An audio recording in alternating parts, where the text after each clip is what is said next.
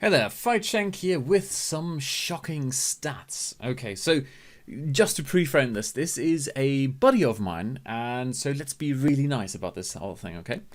So here are the shocking stats. So a friend of mine launches this product here, Affiliate Cache Engine WordPress plugin, and as you can see here, these stats are quite shocking. The overall conversion rate on the front end is 1.13%. Now, that is from JV traffic. That is people who recommend this product and send it to that sales letter. And only one in whatever the figure is, 93 or 94, probably more, buys. The rest bounces off, never to be seen again, leading to an overall EPC of 53 cents. Now, of course, no amount of fiddling with the commissions, initially this was 50%, is going to attract any more JV partners to this kind of offer, where you basically not making any money, especially these days where people are used to these big launches where you're making, member deliver $20 per click you're sending. So very nice. So let's look at what went wrong. Actually, I'm not going to show you the whole thing. I'm just going to show you the shocking reasons this thing happened. Okay. So basically, he's asking, hey, Fight, look at this. See, the screencast was basically what I've just shown you. These figures, they're low, but the main reason is I didn't get much traffic. Otherwise, these would have been better. No, the answer is no. More traffic to a bad offer is not a good idea. Okay, is there any way to increase these? Well, my answer is yes. You need to get the conversions up. Well, and he goes, well, conversions should have been up. And my answer is by far the best way of doing is that by having a better traffic to offer match. Now, there's a bit of a backstory behind this whole thing. Basically, he approached me a few weeks ago and said, look, would you like to joint venture on this? Would you like to help on this? And I said, no, this is a bad match for the traffic you're looking at.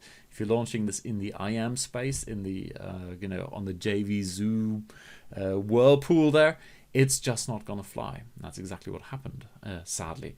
So you're saying, well, if people send me some good traffic, then, we can do something. And, well, at the moment, I don't have the right, my answer is you don't have the right type of traffic for this offer. And that is the key takeaway here, okay? It doesn't matter how great the offer is. If you have the wrong type of traffic seeing this offer, no one is going to buy, okay? And no amount of tweaking, as it says down there, is going to make it into something that crowd really, really wants. And especially in the sense of, hey, I'm going to give you $37. He then keeps going as well. I lowered the prices. I'm giving away 100% commission. Actually, it might be even on here, right? So yeah, go. I'm now giving away 100% commission on the front end, and the prices are lower. And the reason I have these bad conversions is I have some crap affiliates. 500 clicks, no conversions. Well, that's exactly what's going on here. It's a bad traffic to offer match, and no amount of giving away 100% is going to get people excited about it. Neither the buyers nor the affiliates. Now, as an affiliate, think about it. If you're making a recommendation and only 1 in 100 buys, well, that's 99 people who think, man, that was a really bad recommendation. And as a result, it's not going to happen again that I follow your link. So, further down then, after I finally get into them, hey, look, the one thing, if you really want to stick with this, because let's look at the shocking stats one more time. Sold sub 10 copies, okay? The entire sales funnel, including all the upsells, is now, I think, 19 copies sold. Well, shocking. So, if you really want to stick with this, well, you need a, better sales copy. And I didn't even show you this. I told him, the sales copy sucks. In addition to being a bad traffic to offer match, the sales copy was actually pretty bad. So, well, I think I need a pro sales page developer in my team now. And I told him, look, this particular, as in me, told you from the beginning that the offer isn't a great fit for this market. So that is, in a nutshell, how. I mean, this is kind of a spectacular failure. 19 sales for a whole launch. There was quite a bit of effort gone into this. So there are lessons for you to take away. Please, please, please, because he didn't want to listen to me. He said, look, I want to experience this whole thing front to end, and fair enough, he did. So he's forgetting about testing and failing fast. If you put something out there, and look, there is no way of knowing up front. Well, there's a certain way of knowing, but there's no 100% fail-safe way of knowing up front if something is going to run or fly or if it's going to fail. Sometimes, you have a dud and you go, man, I totally don't understand, but fine. The key thing to take away is you need to be able to let go and say, look, this is not my baby. This is a project and it clearly didn't work. And you've got two options now. You can either go to a different market and try it there, or you just abandon the whole thing and say, look, it was specifically made for this market. I have no idea how to deploy it somewhere else. It's not worth doing it there. Thank you. Move on. Yeah. Fail fast. That is the big lesson here. He, on the other hand, wants to stick with the same audience. It's now on JVZoo, and he wants to use the same offer and just tweak the copy. I mean, one thing he said, like, okay, well, how would we put it on Warrior Plus? New audience. No, exactly the same thing. So just tweaking the copy ain't going to fix it. All of this brings us to the one point. It's all about the offer. If you've got an offer people are interested in, they're going to buy it. And if the offer is not a good fit for your audience, they're going to go, sorry, I'm not interested. And that's exactly what happened here. So this is basically the 80-20, or more like the 95-5 principle in action.